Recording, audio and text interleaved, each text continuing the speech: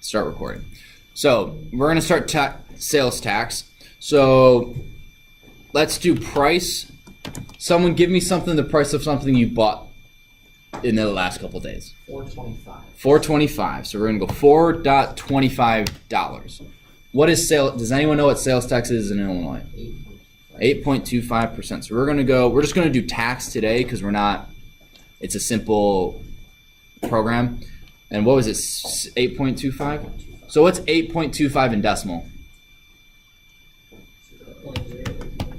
Yes. So now what we want to do is we want to know just, oh, yeah, see, I'm going to redo this. So sales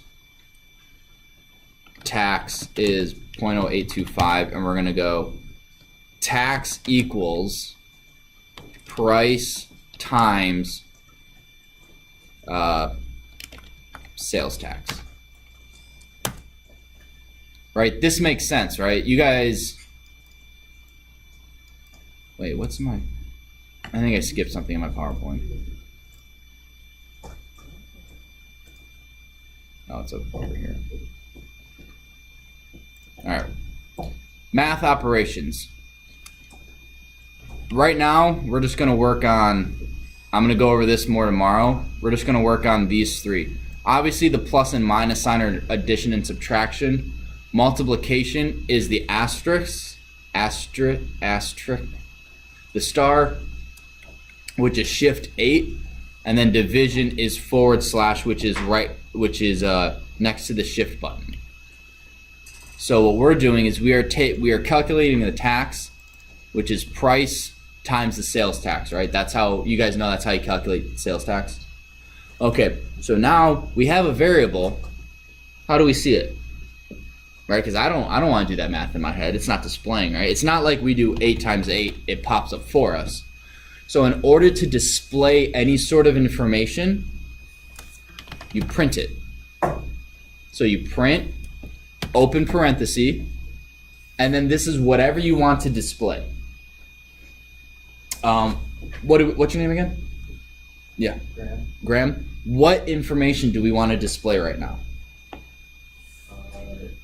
The price after, like the tax. Yeah, so which variable up there is going to be it? You ignore that line. The tax equals the price times sales tax. So we want to display tax. You can print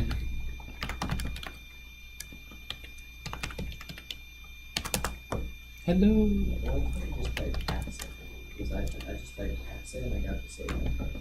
You can, but you want to get used to printing it, because if you only have tax in your console, you get an error. So that's one of the advantages of working with the shell. If you just type it in, it tells you what it is. But we really want to print will be the word you probably type the most in this class. Because that is how you display information to the user. You know, press enter to start the program, right? You'll write that in your program, and then when you start it, it will pop up on the screen, and it will then wait for your user to do something. Does that make sense? So print, you can also do print. If you don't want to do this, you don't want to create this variable, here's a little shortcut. Anything you highlight and then hit enter while it's highlighted will instantly put it down here. So you can do print price times sales tax, and you get the same answer. Does that make sense? Print 8 times, oh.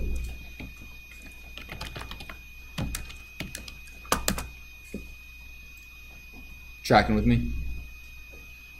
Yes, no, any questions? Wow, you guys are awesome. Well, we have 4 minutes left, and I don't necessarily...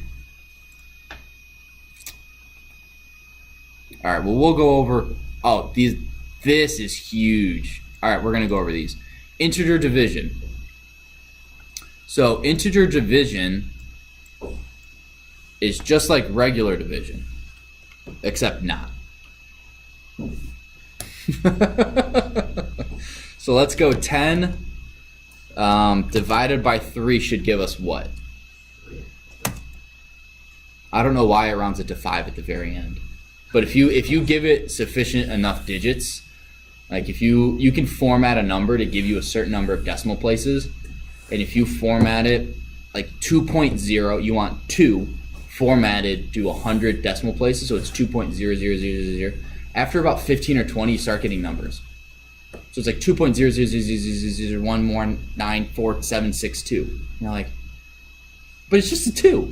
I think it's hysterical, but I don't know why that works. So we're gonna do the same thing. We're gonna go 10 instead of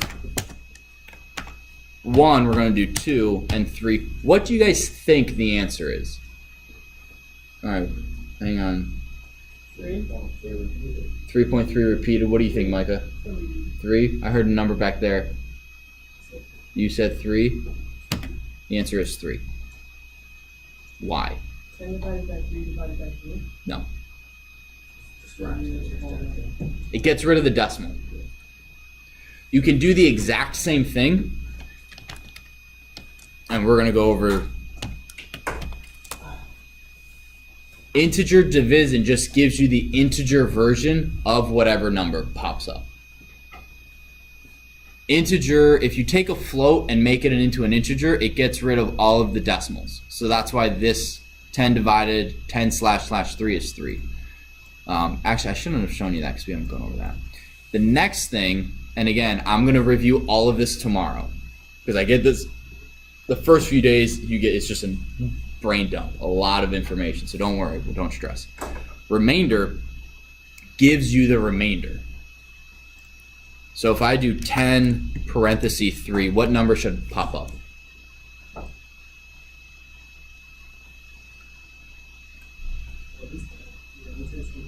That's the percent sign. So it's shift 5. Not decimal. No. 1. You guys remember this from like elementary school where you have 10 over 3. 3 goes into 10 how many times? 3. So you put 3 up here minus 9. And then you do remainder 1. That's what this gives you. So if I did, let's come up with another number. Let's do 20% sine 3. What should the answer be? Should be 2. Now this is extremely useful for figuring out if a number is odd or even. And that is something you will need to do. I can't remember if it's a test or a quiz, but it is extremely important to determine whether or not a number is odd or even. How would you do that? Someone tell me how to. You like type in 1000101 space percent sign space. Well, that would literally tell me if 10,000,001 was an odd or even number. What you would do, let's give me a random number from 0 to 1,000. Abby. 1,000. 1,000. Wait, which one? 1,000 or 200? 10,200. 10,200. All right, close enough. 10,200. Percent sign 2. What number is it going to give me? 0. It's going to give me 0. Now, what if I did 10,201 divided by 2? 10,202 divided by 2. Do you guys see the pattern? If it's even, what's the remainder if I'm dividing by 2? 0. And if it's odd, the remainder is what? 1. So that's actually very, very useful later in this course. And then the last thing is exponent is just star star. So 2 raised to the 8th power is 256. 2 times 8 is 16.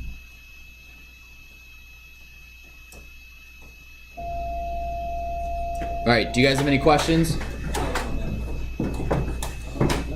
Okay, we'll go over this tomorrow. Have a great day. Thanks for good fun class.